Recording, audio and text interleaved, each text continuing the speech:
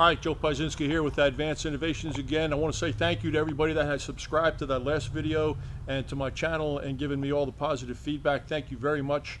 The more good feedback I get, the more feedback I get, the more these videos I'll do for you.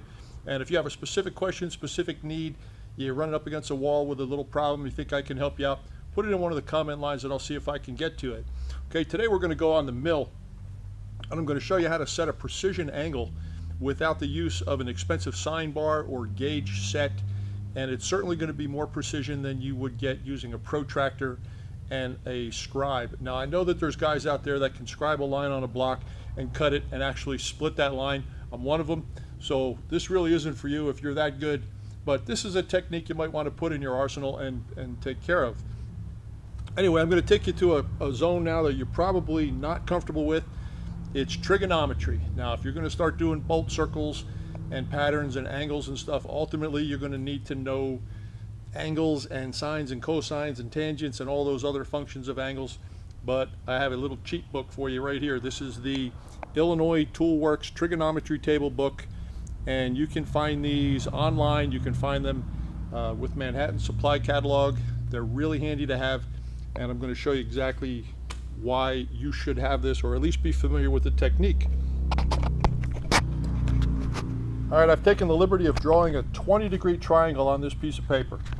Now the things that we know about this triangle are this hole right here, and this length, and this angle. Okay, that's all we know. We know we have a specific angle, 20 degrees, because that's what we want to cut on our part. This is our part. Stupid little part. But let's say you have 100 of them and you need these angles to be spot on. You want to make sure that you do it right and it doesn't look like it was done with a hacksaw. So we have a base length and we have an angle. Now with that, knowing that we have a certain projection and a length, there's only one value that we can come up with for this side. If we go in the Trigonometry Tool Table book here, this is a right triangle because this is a 90-degree angle here. And if I were to draw that better for you, there we go. Now it's a right triangle because that's a 90-degree symbol and we got it going on. Now inside this book you can have an area where you want to find angles, which is not what we want to do because we have the 20. Or you can find sides, which is exactly what we want to do because there's our triangle.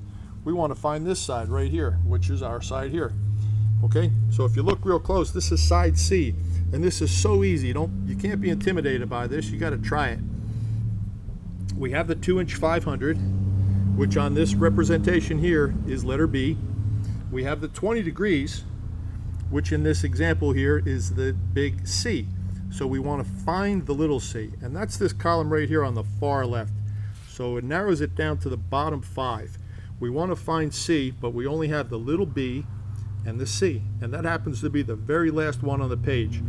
B, which is 2.500 times the tangent of 20 degrees. Now each angle has a tangent, a cotangent, a sine, a cosine, a secant, and a cosecant. Now this is probably Greek if you've never done trigonometry, but if you can turn the page in a book, you got this down. So we have 2.500 times the tangent of 20 degrees. So in the back, there's all the angles on all these pages in the back. So we find the column that says tangent, which is this, and this is just a straight 20 degrees. It's not 20.5 or 20 degrees 30 minutes, which is 20.5 degrees. It's 20 degrees 0 minutes. So this is the little M for 0. Look straight across, 363.97, a 5-place decimal. So 2.500 times that value, tangent of 20 degrees, gives you 910. And for all you guys that are going to go grab your calculator and try this, it's actually 9.09959. It's about 19 decimal places long, but it's only like a 2/millionth of an inch off of 910. So we're going to go with 910 for now. Now that's important because this is going to be your bolt hole pattern when you start popping holes in a piece of stock, which is what I took the liberty of doing off camera.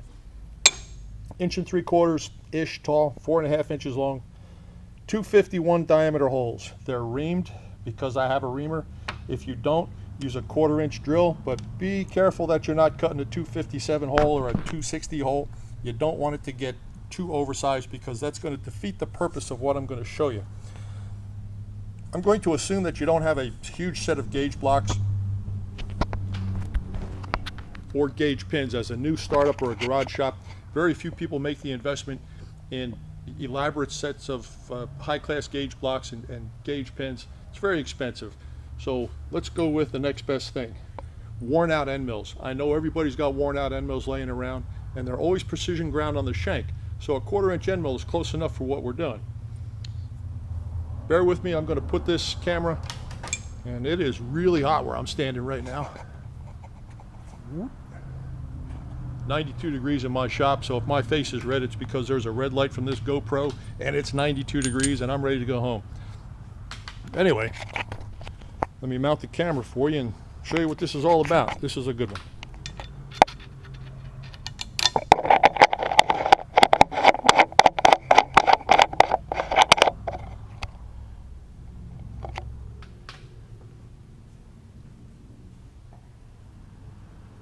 All right, because we're going to be depending on the back side of the machine, or the back side jaw of your vise, you're going to want to make sure that it's flat. This is called an indicol, I-N-D-I-C-O-L, indicol. And this is a best test indicator. I'm going to lock that on the spindle, take the machine out of gear so I can spin it easily, and I'm going to register that indicator against the top surface of the back jaw. Doesn't have to be on 0, just has to be close enough. Now sweep the top of the back jaw to make sure that it's flat.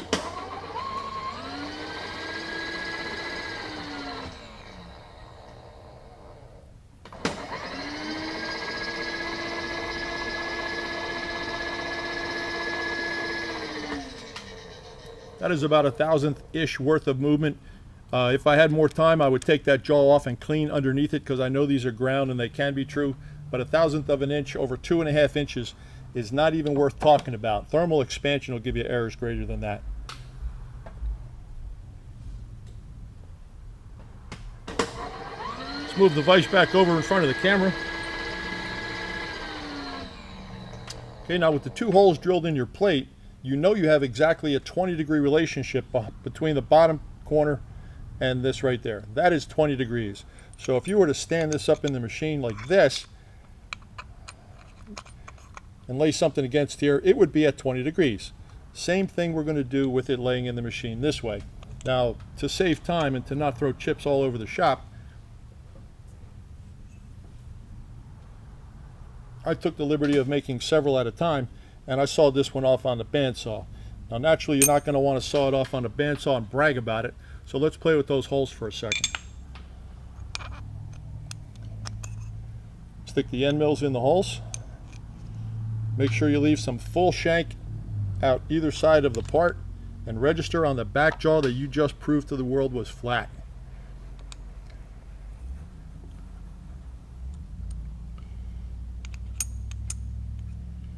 Gentle downward pressure between the pins. Make sure the part is centered in the vise. Clamp it. Okay, these are relatively snug right now.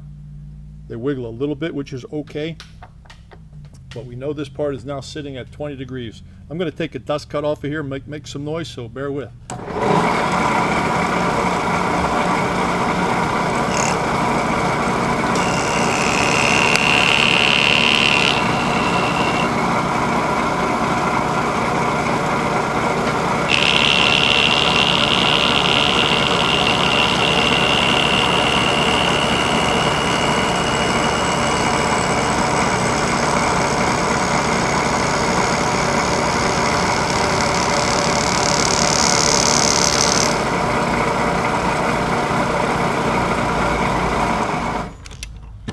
Okay.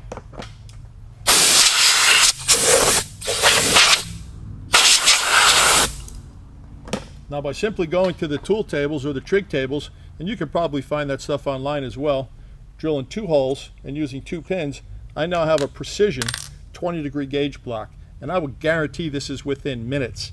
And a degree is broken up into 60 minutes. I will guarantee that this is within 5 of those 60 minutes, which is well within the tolerance you're going to get from most reasonable requests.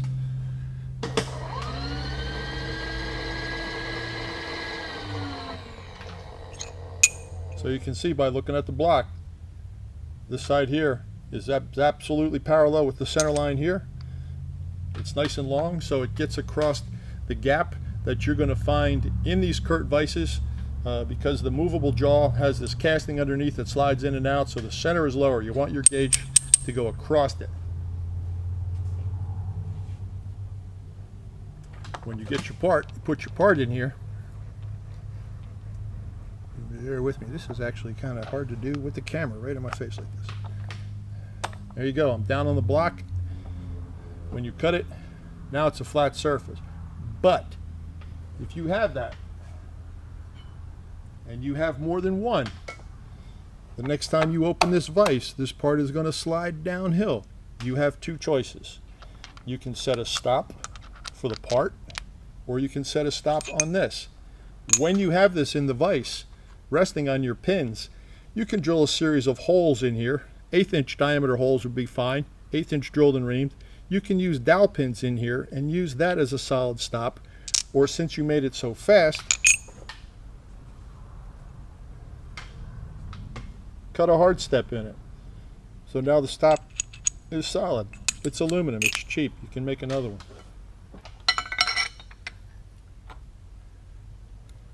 I have two vices on my machine. I'm going to set a piece of stock in the vise on the right hand side, bump the angle stop up against it. Now every time I stick a piece in here, it's on the gauge block stop. The stop is up against the vise stop, and this isn't going anywhere. I can pull this in and out of here 100 times today, or I can put 100 pieces in here and they're all going to come out looking exactly like that.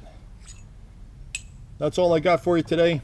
Depending on your hole pattern, you can regulate and control the angle of your blocks. You do not have to make a block for every single degree. Having them 1 through 5 and then 5 through 35 is probably a good idea. Now I'm sweating because it's hot in here. Or if you want to get your checkbook out and go to one of the supply catalogs, you can buy a set that looks like this. But until which time you decide to spend hundreds of dollars on precision ground equipment and you need to get the job done now, that is certainly one way of doing it. If you like what you saw, give me a thumbs up. If you need something specific, stick it in the comment line. I'll get back to you. Thanks for watching. Thanks for subscribing. Loupe, Advanced Innovations, Austin, Texas, out.